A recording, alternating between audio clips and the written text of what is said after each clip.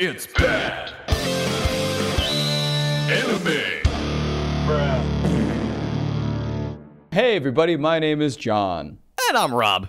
And this is Bad Anime, the podcast where we decide, is this anime bad? bad? Today, I am very excited. You've been talking about this one for a very long time. I have been. I don't know why. I was going to ask you why, so now my entire first line of questioning is out the window, it's sir. over for us. I legitimately don't know why.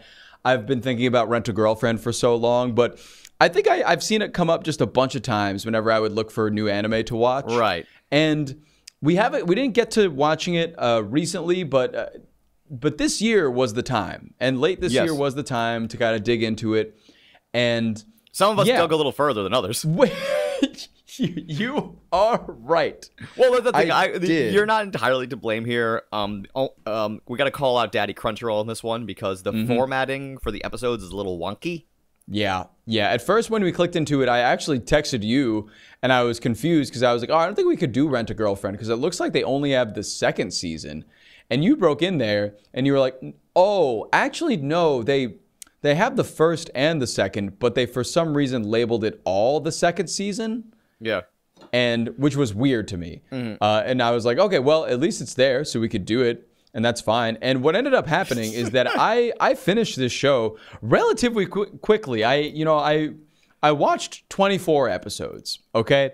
And I downloaded all of them, watched them all in flights, in transit, whatever.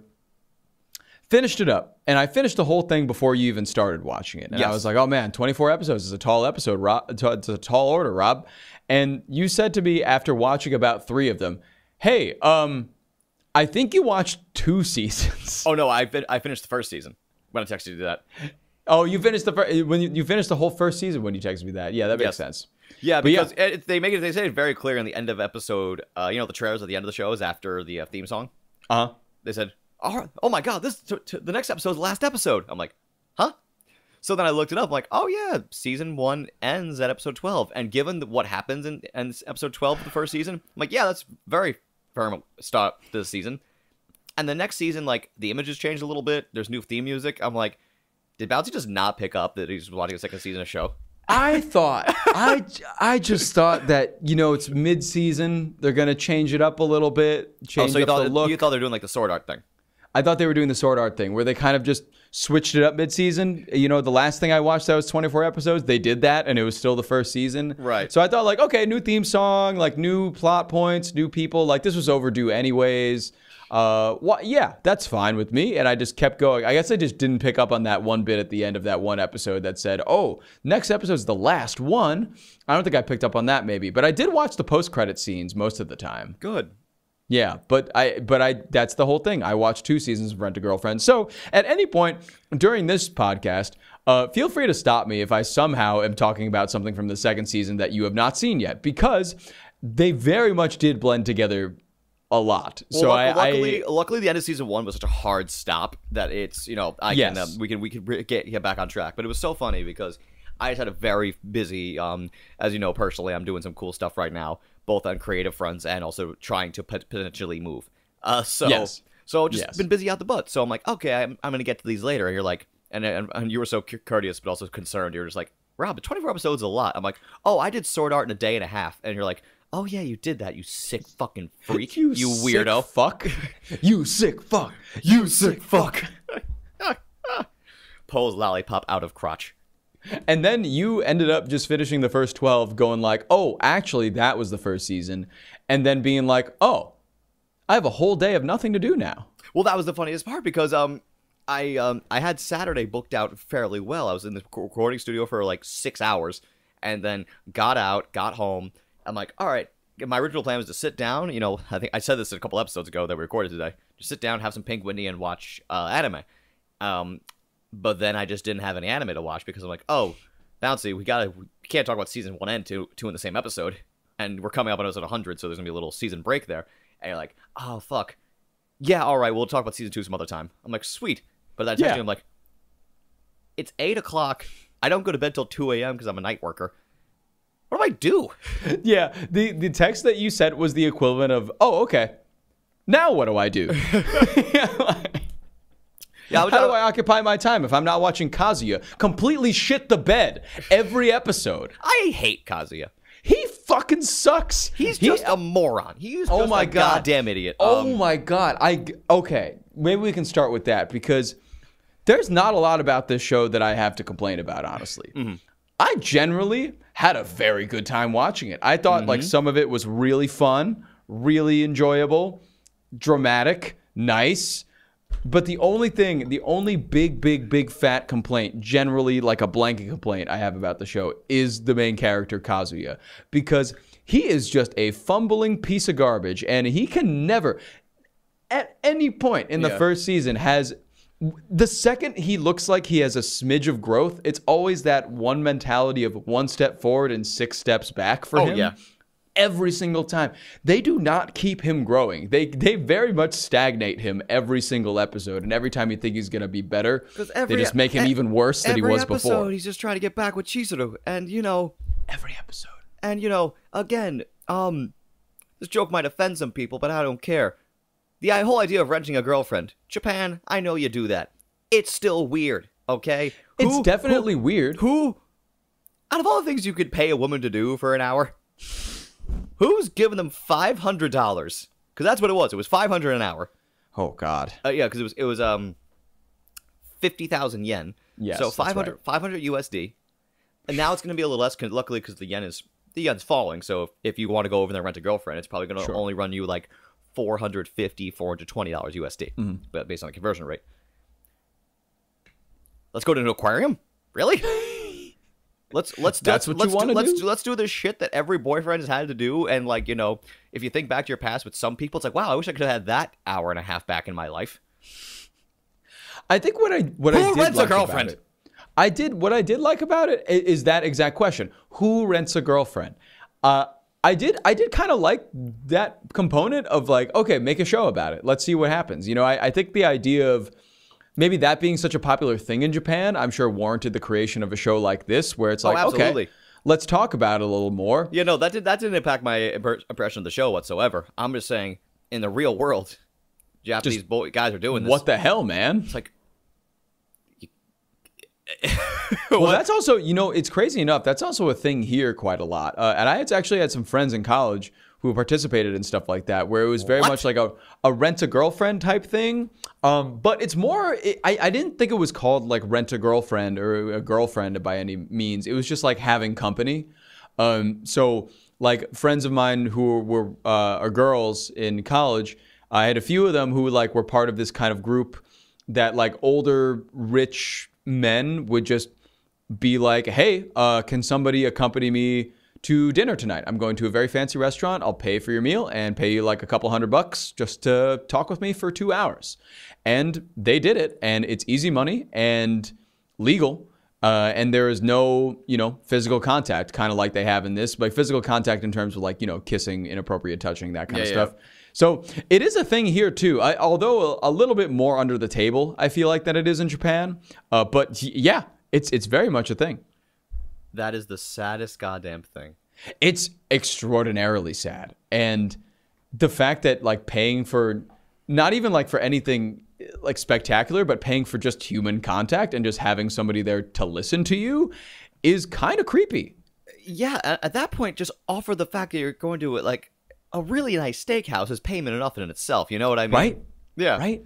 At least that. I mean, but the thing with this show is that Kazuya is so down bad because he got broken up with by his ex for a month in Mommy. And yes, her name's Mommy. Yes, so that was very funny throughout the Very entire funny. show. But also, I do have to relate to that show because I'm just like, wow, I've seen a lot of my friends get broken up after being with a girl for a month and then acting like the end of the world. It's like, dude, I don't want to. We've seen a lot of our friends. Your face lit up. You're like, there's so much more I want to say, but I'm not going to say it on a program that's, you know, recorded, and then we have a listenership here. We all know the talks we've had off air. We know people that have had that kind of problem where after a month of dating somebody or after dating somebody for a very short amount of time, they get dumped or get broken up with, and all of a sudden it's the end of the world. And honestly kind of resonated a little bit because I know of situations that have happened like that with like Kazuya, and just the fact that that drove him, that this girl mommy broke up with him and drove him to then be like, I really just want to feel confident in myself again. And I really want to feel like it was having a girlfriend again. So I'm just going to rent one. I'm just going to rent one out for a day. And I, as a viewer, enjoyed that. I was like, well, okay. You know, it's a little taboo. It's a little different. I kind of like us delving into that a little bit. What really pulled me in, because the first episode, I wasn't lost by any point because it was charming. Like the show is charming, very much so, but I thought we were gonna get the most very typical Japanese thing with Kazuya eventually going like, "Don't you feel empty? This is wrong. Yeah, let me instill some virtues on you." I don't want to say the show got me hook, line, and sinker, but I was in once Chizuru finally flipped on him for acting like an idiot. Yep. Where she was like, hey, you rented a girlfriend. What do you expect me to do? Actually just fall for you in a minute? No. Yeah. This is a job. You're a client. I'm here to help make you feel better for a set amount of time. What the fuck, dude? Also, why'd you leave me a 1-star review? What the fuck did I do to you? She went off. And thing is, the Japanese customer service and industry, hospitality industry, in any capacity, they are literally taught, the translation is losing me, but the customer is God. So they go above and beyond for their customers.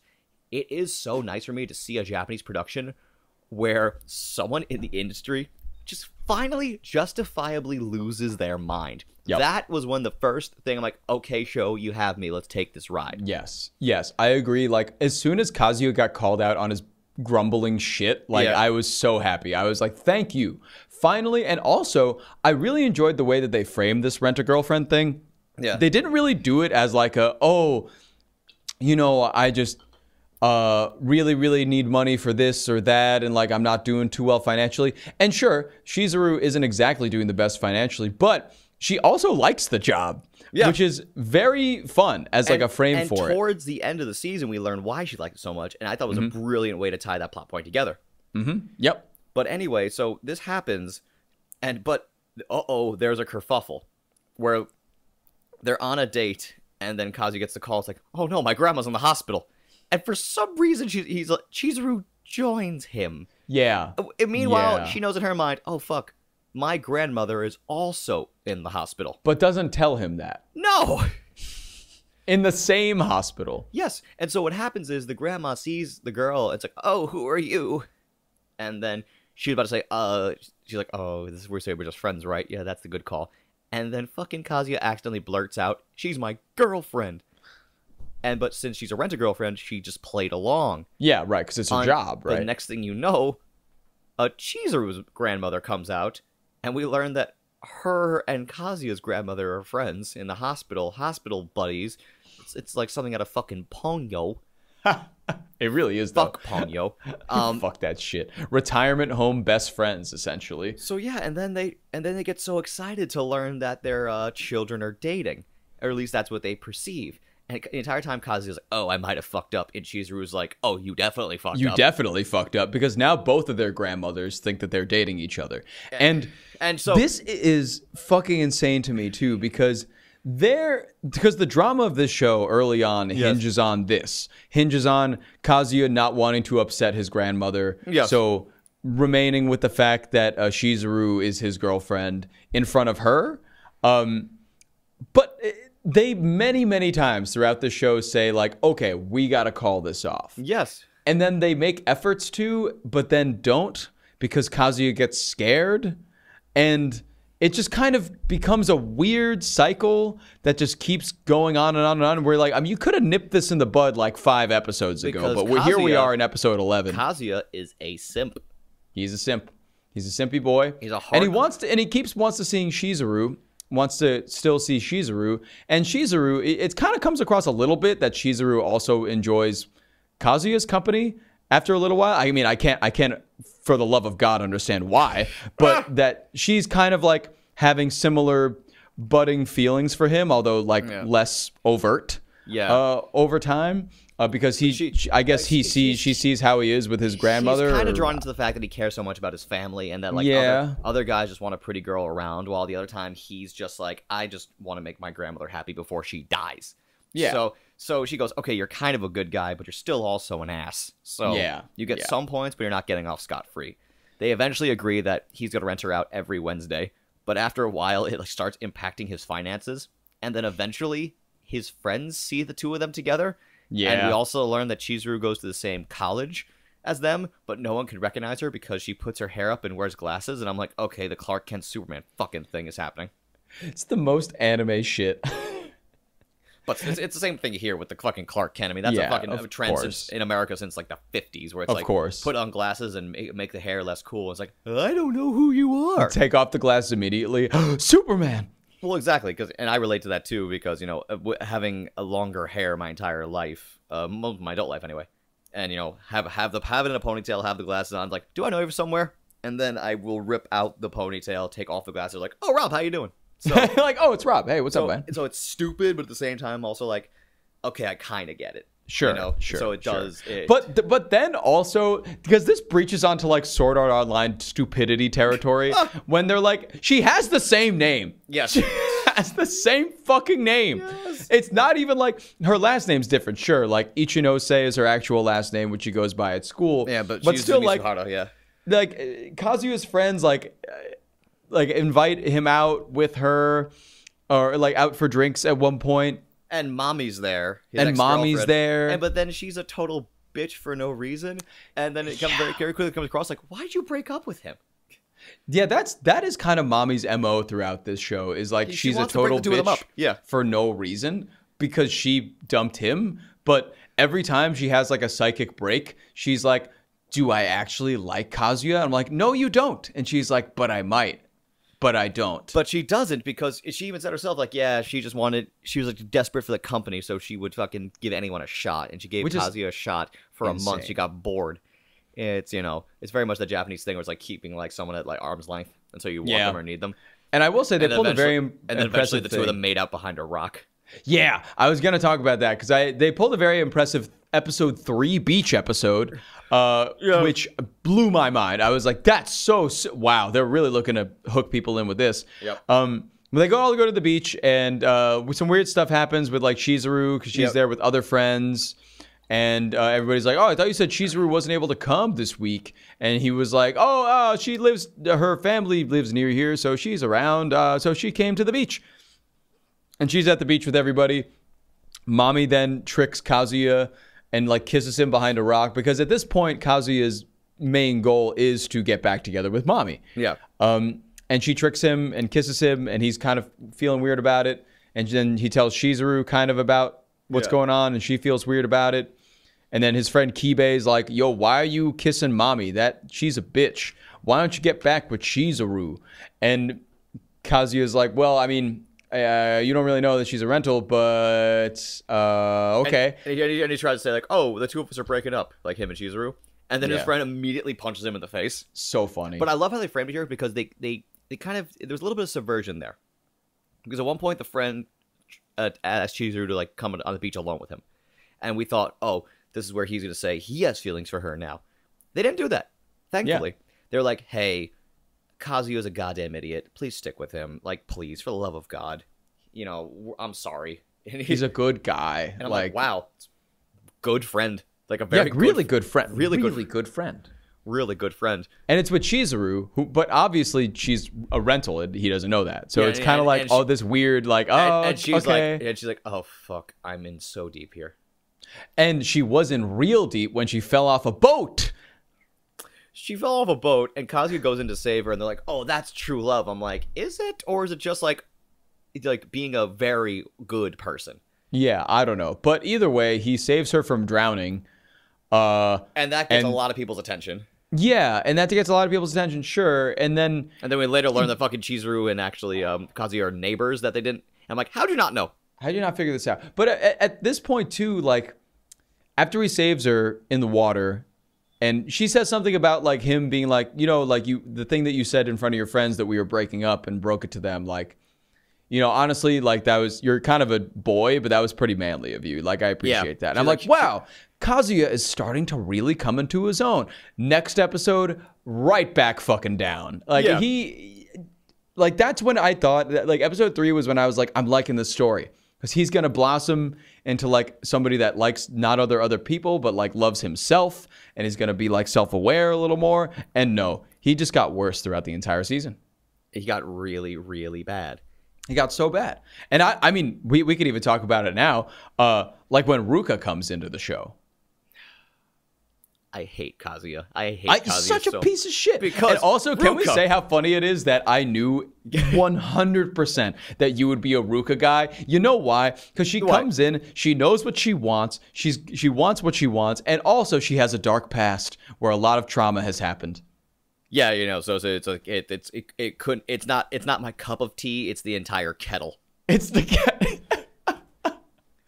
I was so into RUKA that I was like, you know, Rob is gonna love this shit out of RUKA, and I like RUKA too. But I was like, Rob is like a RUKA girl. Like, he is a RUKA girl. But what happened here? A RUKA guy, you meant? But RUKA guy, yeah. Oops. Shout out to my girlies. Shout out to all my RUKA girls listening to this podcast. All 2 of you.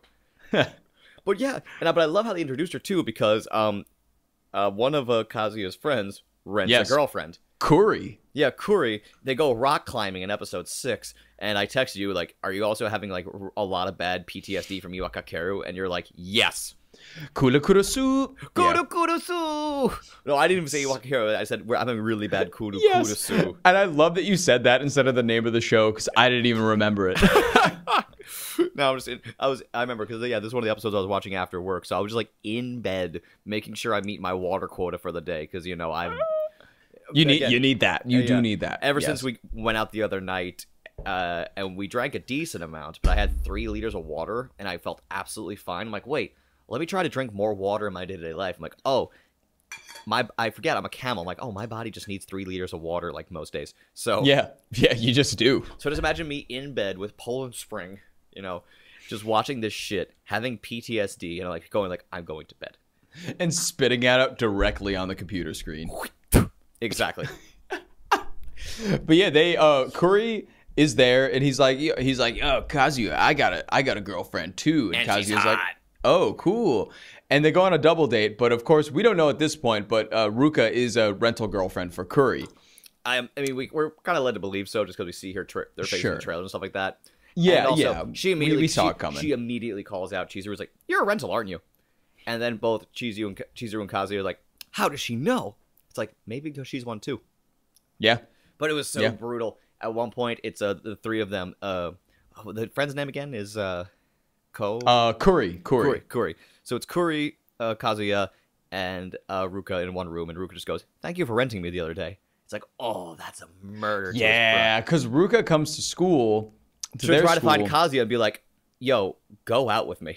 Yeah, because she's in love with him, because Kazuya runs her down and basically tackles her after the date and is like, you can't tell anybody that Chizuru's my rental girlfriend. Yes. And then she's like, wow, my heart rate's so high right now. Well, yeah, because that's the thing. Apparently, she is like she's at a low heart rate her entire life. Yep. And she references saying like, you don't understand, Kazuya's been the one I've been looking for all this time. So, something finally elevated her heart rate. And it's like, oh my god, it's Kazuya. He's the one. See, and the funny part about that is it's hilarious because, like, you can get an elevated heart rate from just being in danger. And maybe she... Wow. So I'm not sure if it's like she loves him or it's she's terrified of him. But either way, she turns that into like, I love you. Several episodes where like younger kids especially don't have any distinction between love and just being horribly turned on. Yeah. Yeah, it could be the same thing here. She felt some tingling for the first time in her life. She's like, I'm in love. I'm like, ma'am, I hate to mansplain this to you, but I don't think that's how it works. But she, to her credit, she maintains that throughout, though. She is just heavy and hard on Kazuya. And what absolutely fucking pisses me off about this man is that from the beginning of the show, he's like, if I only had a girlfriend, then maybe I'd be okay. And here is this very, very, very attractive, like college girl. Yes. And I like also that this all takes place in college. It's amazing. Oh, it's so much more, better. So much I'm more relatable. so fucking happy. I don't feel bad that people are seeing naked 16-year-olds anymore. Because they're all like 18, yeah. They're all at least 18 to 19, 20, whatever you want to say. But here is this very attractive girl, your age, who is very into you, who from the beginning you've just been saying, oh, I just don't want to be a virgin. And she's legitimately throwing herself at you. And she's nice. And she cooks. And she's really cool. She's Nagisa from Girlfriend with balls. She is. Yeah. She's like a Nagisa Saki combo, I would say. She's a combination of those two. She's the best characteristics of both combined. And Kazuya, this limp dick bitch, is still like, I don't know. I don't know if that's what I want. And I'm in love with the girl I rented for 3 hours. He's all hung up on Shizuru, who, and also this little piece of garbage throughout every episode too. I swear to you, throughout the first season, second season, this could be included. A lot of the episodes, Kazuya at one point during every episode has a realization with Shizuru, and he's like, oh, yeah, well, maybe she only sees me as a client. I'm like, yeah, you fuck. Obviously she does. You're paying her money every time you see her. You have somebody that wants to be your actual girlfriend. Do that. Do that. Fucking stupid. Yeah, no. What a dumb idiot. And then... But then he actually agrees to be Ruka's girlfriend only after Chizuru tells him to. And the entire time, he's still chasing Chizuru. Ruka's like, no, fuck that. You're my boyfriend. He's like, well, I'm like, no, you said you guys are dating. You are. And then something weird throughout this thing happens between, like, Ruka being like, well, I know that, like, okay, you can keep dating Chizuru for your grandma, but we have to date too. I'm like, no, tell him to end it. Fuck that grandma. Fuck that granny. Tell her you broke up with her. Who gives a shit? She'll be all right. It's not a big deal. Yeah, no, but then apparently at one point, like, Ruka sees how invested the grandma is in Chizuru. It's like, oh, yeah, she does. His grandma doesn't want him just to have a girlfriend. She wants it to be Chizuru. Like his grandma's head over heels for Chizuru. I'm like, well, that's wildly unhealthy. It is very unhealthy. Yes, she's very attached. Yes. Yeah. That's not good at all. That's not good at all. That's not good at all. Not healthy one bit. And yeah, I think the season ends around that time too, because a few episodes later we have the confrontation. Let's not forget the stupid filler arc where which one? Where they bring in the girl who's trying to be a rental girlfriend, and they're like, Sumi. Yes. Okay, I didn't want to mention her because I thought that might be season 2 or something, but yes, she only got her introduction. She only got her introduction in this season. It's like 2 episodes. I think it was over the course of 2 episodes. Yep. And she just can't speak. And Kazuya's like, oh. And he's giving her pointers. I'm like, oh god, this is so delightfully awkward. It's like, hey, you rented from us a lot. Help the girl out, will you? Like, what a way to just hear you're lame. Like, okay, you've rented girlfriends so many times that honestly, you can now just be a veteran tester for us. So here's this girl that's very inexperienced. Now you teach her how to be a rental girlfriend. I'm like, should he be getting paid for this work now? Like, yeah, it's like, yeah, get a free date out of it. It's like, he has a girlfriend now. Like, I don't understand. And Chizuru was the one who asked. Yeah, so obviously he's like, okay. And yes, mom, that's how mommy comes into the equation. Sees them and she's like, the fuck? And she's like, who is this girl? And Sumi, of course, for the first time speaks. She's like, I'm his girlfriend. And she's like, all right, yo, man, you have told me in the past 3 weeks that you have 3 different girls. What is going on with you, dude? And then eventually, mommy starts piecing stuff together. And then the ending comes of season 1. And my god, did this ending slap. And when episode 11 ended, and Chizuru's booked. And the end of episode 11, they reveal it's mommy who booked her. I'm like, who booked her? What? That was great. I was like, ooh, spicy. But the thing is with mommy, I gotta say, her character has all these bad intentions. Never really delivers. Like, I mean, never delivers as in, like, you don't exactly understand anything about it. Yeah. I think. But she's just kind of stirring shit up, but you don't really know why. Well, that makes sense to me because she doesn't really know either. Yeah, I guess she doesn't know either. Yeah. Like, she's completely complaining about her feelings for Kazuya. It's like, I dumped him, but now she doesn't know if she regrets it or not, you know. Yeah. Or if she just wants to break up, you know. Again, it feels like she doesn't really want Kazuya, but she wants the option of Kazuya, if that makes any sense. Yeah. So she just wants him to be single. So she can, like, available take for him. Take him if she wants. Yes. Horribly unhealthy again.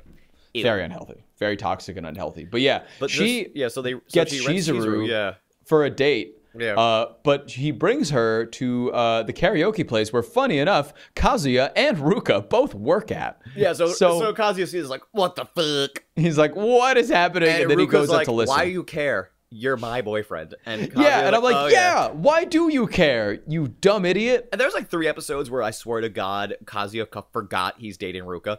And then episode 12, one point's like, oh yeah, we should go on a date. It's like, yes! Oh my God. And he's like, God. I still like Chizuru. It's like, well, stop doing that.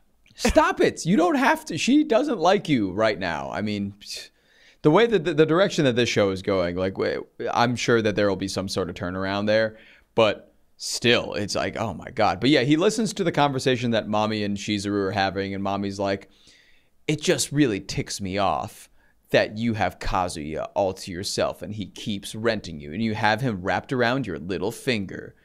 But most of the conversation is just like pretty fine. And she at one point just does like a weird thing where she's like, you like to sing here, don't you? You should sing for me. I'm your client. You have to sing. Yeah, it was very uncomfortable is a good word. Quite uncomfortable. Yeah, because if this was a darker show, there would be sexual favors done. Yeah, sure.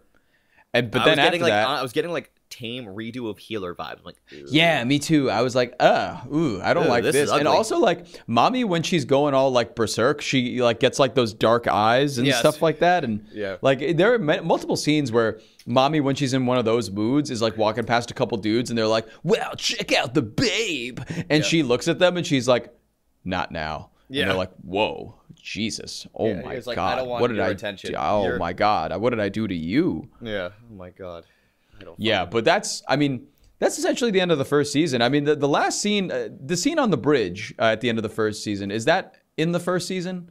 When Mommy and Chizuru leave the karaoke place and Kazuya kind of follows them and Chizuru kind of weirdly stands up for Kazuya. Yes. In front of Mommy, unbeknownst to Kazuya. Yeah, that's the end of the first season, Yeah. And she kind of stands up for him. I don't really know. I don't remember what was exchanged necessarily, but essentially she just kind of stands up for Kazuya and says, like, do you like him or do you not like him? Because if you don't, stop toying with him and just let him like live his life. So Mommy finds out that he's been renting her. And he kind of wants to keep it quiet. Yeah. He wants to keep renting Chizuru, but he doesn't want Mommy to know anymore, I guess, and just kind of keep it under wraps. Stupid. Dumb. The whole thing is fucking dumb. Very dumb. Yeah. And that's the first season. I hate Kazuya. Absolutely. Yeah. I like the show, but hate Kazuya. I think every character in this show is pretty great. Except for Kazuya and maybe a little Mommy. I think they could do a little more with her, honestly. But I feel like maybe they'll do. I mean, I haven't seen season 2 yet, but I'm hoping they do more with her. Let me think. I'm not sure they do.